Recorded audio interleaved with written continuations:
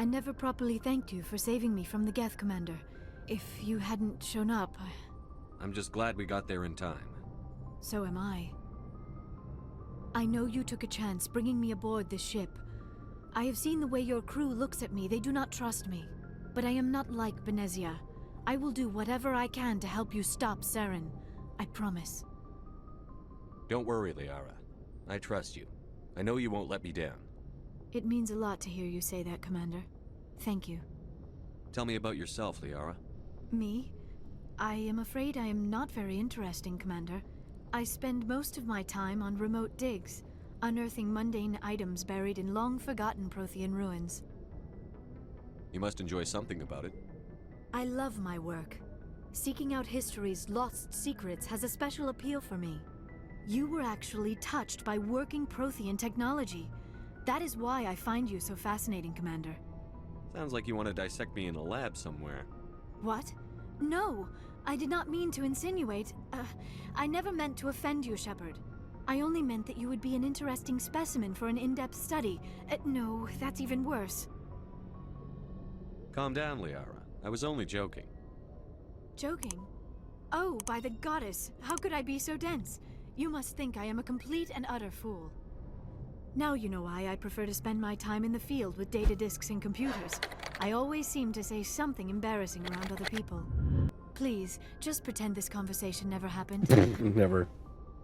Do you know why Benezia joined up with Saren? Benezia was swept up in events beyond her control and lost herself. She fell under the spell of indoctrination and became part of the very thing she wanted to stop. But I will remember and honor how she lived, not how she died. My mother was strong, kind, and beautiful, and now she is gone. Are you going to be okay? You are kind to ask, Shepard. I do miss her, and I grieve for what happened to her. But I will not let my grief interfere with what we are trying to accomplish. I'd like to know more about the Asari. We were the first species to discover the Citadel.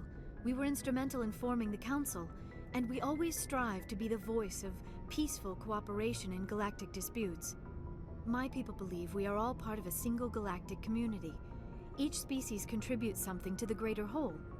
Although we seek to understand other species, it seems few of them seek to understand us. The galaxy is filled with rumors and misinformation about my people. Like what? Most of the inaccuracies are centered around our mating rituals. My species is monogendered. Male and female have no real meaning for us. We still require a partner to reproduce. This second parent, however, may be of any species and any gender. I don't understand. Your species can mate with anyone? Mating is not quite the proper term, not as you understand it. Physical contact may or may not be involved, but it is not an essential element of the union. The true connection is mental. Our physiology allows us to meld with other beings. We can touch the very depths of their minds. We explore the genetic memory of their species. We share the most basic elements of their individual and racial identities. We then pass these traits on to our daughters. It is how we learn to grow as a species and how we develop a greater understanding of other races. What happens to your partner after the union? Every relationship is different. Some unions are a single encounter with both parents parting ways afterwards. Others can be more long-term. Sometimes an Asari and her partner will stay together for many decades. Do you know who Matriarch Benezia chose as her partner? She rarely spoke of her partner. Though I know my father, if you want to use that term, was another Asari.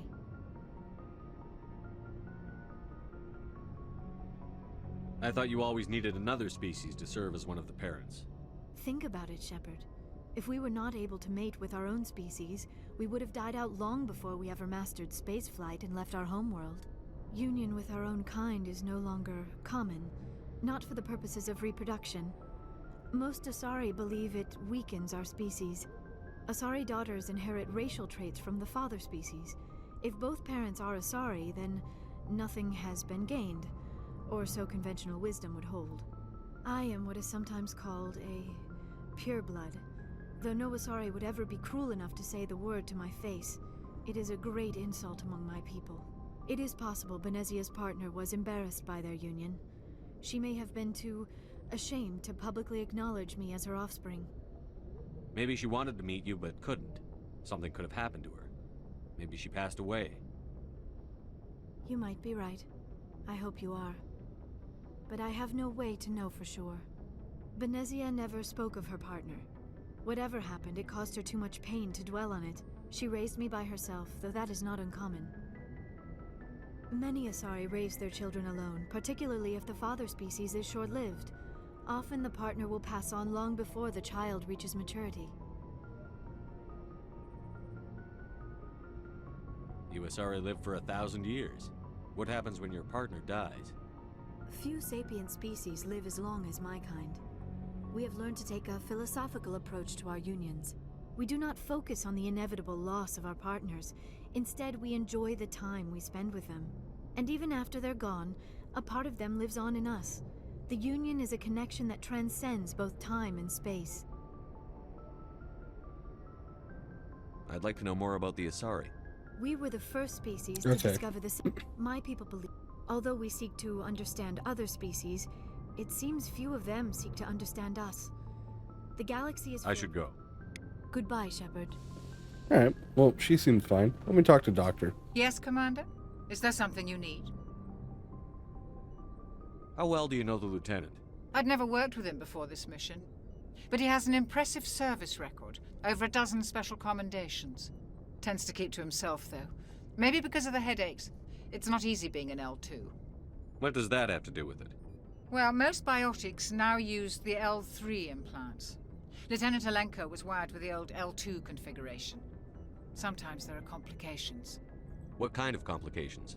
Severe mental disabilities, insanity, crippling physical pain. There's a long list of horrific side effects. Kaiden's lucky. He just gets migraines. How did you end up serving on an Alliance ship?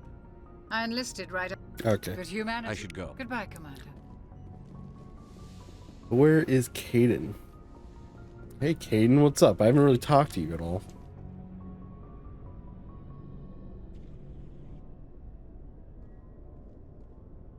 Anything you need, Commander? Just trying to get a sense of where the crew's at. Thoughts? Is this an official evaluation, Commander? Or off the record? Alenko, when it's just you and me, you can consider it off the record. That's a generous attitude. Okay. I think there's something wrong with all this. This Saren is looking for records on some kind of galactic extinction, but we can't get backup from the Council? Sorry, Commander. There's writing on the wall here, but someone isn't reading it. The Council doesn't want to believe anything's wrong. I'd call it human nature, but... I hear you. It just seems like a group that's been around as long as the Council should see this coming. Sorry if I got too informal. Protocol wasn't a big focus back in Bot. Tell me about it. Biotic acclimation and temperance didn't last past the airlock. To the kids they hauled in, it was brain camp. Sorry, hauled in is unkind. We were encouraged to commit to an evaluation of our abilities so an understanding of biotics could be compiled. There are worse results of accidental exposure to element 0 in the womb. Beats the brain tumors some kids grew up with. Is there some question about how you were exposed? My mother was downwind of a transport crash. It was before there were human biotics, a little after the discovery of the Martian ruins. It only gets iffy around 63 when Kinetics was running out of first-gen subjects. Until then, they'd relied on accidentals. Bunch of guys in suits show up at your door after school, and next thing you know, you're out on Jump Zero. Jump Zero is a long way from home. What was it like? The grand gateway to humanity looks a lot better in the vids. But that's my own baggage, Commander. No bearing on this. Alenko, there's no regulation that says you can't be friends with your commander. I appreciate that, Commander. I just don't want you to think that I'm a whiner. Besides, I've got my past squared away. Okay. I think a couple of them are down. Personal manual. Getting all my codex stuff, apparently. Let me head... What's down here? Oh, this is just a sleeper pod. Correct. Let me head down to the garage. See if I can't mess with anybody's equipment. I say that, but I just got rid of a bunch of equipment, so almost not necessary. Hey Rex, how you doing? Shepard, what can I do for you? What's your story, Rex? There's no story. Go ask the Quarian if you want stories. You Krogan live for centuries. Don't tell me you haven't had a few interesting adventures. Well, there was this one time the Turians almost wiped out our entire race. That was fun. I heard about that. You know, they almost did the same to us. It's not the same. It seems pretty much the same to me. So your people were infected with a genetic mutation? An infection that makes only a few in 1,000 children survive birth? Damn, okay. And I suppose it's destroying your entire species? I suppose it isn't all the same. I don't expect you to understand, but don't compare humanity's fate with the Krogan. Sorry, Rex. I wasn't trying to get you upset. Your ignorance doesn't upset me, Shepard. As for the Krogan, I gave up on them long ago. The genophage infected us, but it's not what's killing us. So long, Rex. Shepard. Okay. Do you have armor I can give you? Probably not yet, so. Ooh. Yeah, let's give her, like, some, like, good stuff. Bioamp. Bonus. Oh, didn't mean to do that.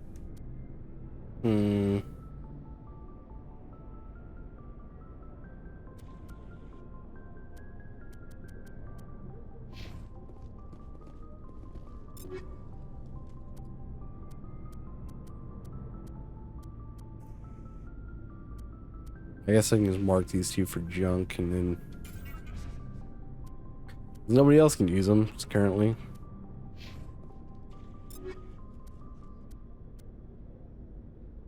Oh, that's way better.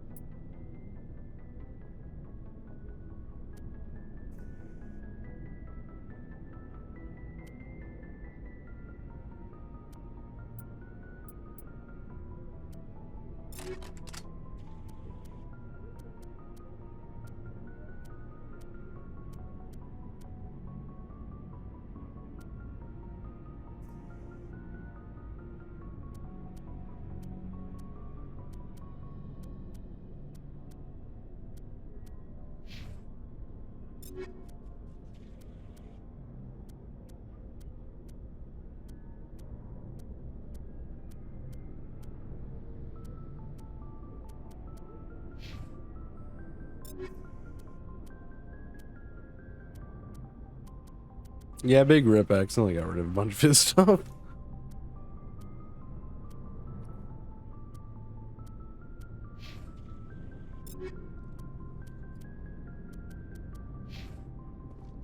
Commander, you have a minute to talk?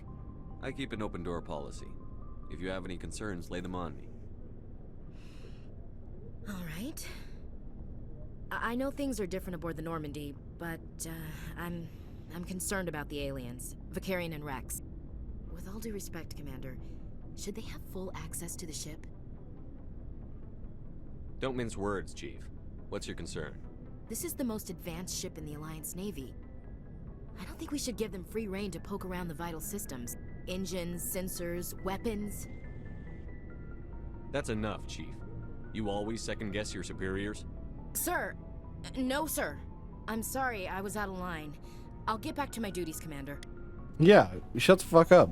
Stop being racist. No, Linkwave, I don't want you to do that. Skip this version. Commander, how are you? Why did you want to be a CSEC officer in the first place? That's a good question. There were several reasons, I guess. Like what? Probably the same as most officers. I wanted to fight injustice, wanted to help people. I guess my father had something to do with it too. He was CSEC, one of the best. I grew up hearing about his accomplishments or seeing his picture on the vids after a big arrest. He's taking my resignation pretty hard. That's tough, but you'd think he'd be impressed you're going after Saren. My father's a CSEC man to the bone. Do things right or don't do them at all, he says. He thinks I'm being too rash, too impatient. He's worried I'll become just like Saren. He actually talked me out of becoming a Spectre when I was younger, for the same reasons. You were asked to be a Spectre? Well, I was targeted as a possible Spectre candidate. Me and about 1,000 other Turian military recruits. I could have received special training, but my father didn't like it. He despises the Spectres. He hates the idea of someone having unlimited power with no accountability. He wouldn't like you, Commander. No offense. I suppose I can understand his concern. You can. But Saren's not going to play by our rules, CSEC's rules. If you want to nail Saren, you need to send someone who isn't restricted by policies and procedures. Just because you can break the rules doesn't mean you should. I don't need to stoop to Saren's level to stop him. And neither do you, Garrus. I see what you mean, but I'll think about it. Thanks, Commander. Yeah, no worries. It's down here. Alright, it's her. Tali.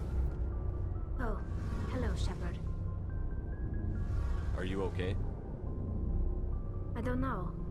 Your ship is amazing, and your crew's been really great to me, especially your chief engineer. But I just sort of feel out of place. The Normandy runs so smooth it feels like we're not even moving, and the engines are so quiet. How do you sleep at night? The silence wakes you up? Back on the flotilla, the last thing you want to hear is silence. It means an engine's died or an air filter shut down. I guess you don't have to worry about that here. But old habits die hard.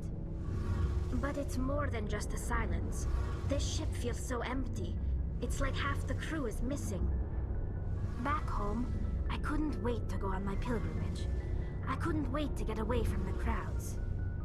Now that I'm out here, I kind of miss them. Sometimes we don't appreciate what we have until it's gone. That's true. I'm starting to wonder if that's what the pilgrimage is really about. It's given me a whole new perspective on my people and our culture. You know, there's always a few who go on their pilgrimages and never return. I always assumed something bad happened to them, but maybe they just wanted a different life. You do plan to return to the migrant fleet, right? I could never abandon my people, Shepard. I will go back eventually, but we have to stop Saren first. Otherwise, I might not have a home to go back to. I should go. See you later. Okay. Let's go to the Citadel. See if we can't do a couple of the side quests up there. I thought it was like base against the wall. And I believe I'm already at the Citadel.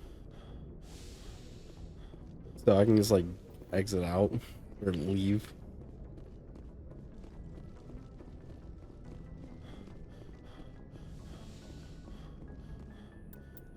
Let's take you and you. See what's up. Can I? Oh, we are. I have 4. Combat armor.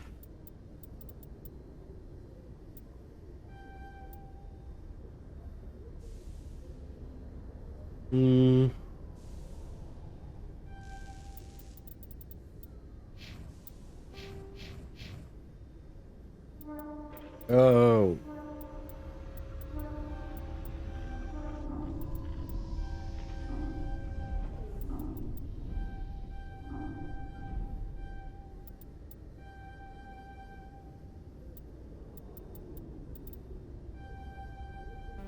Might as well just like max that one out.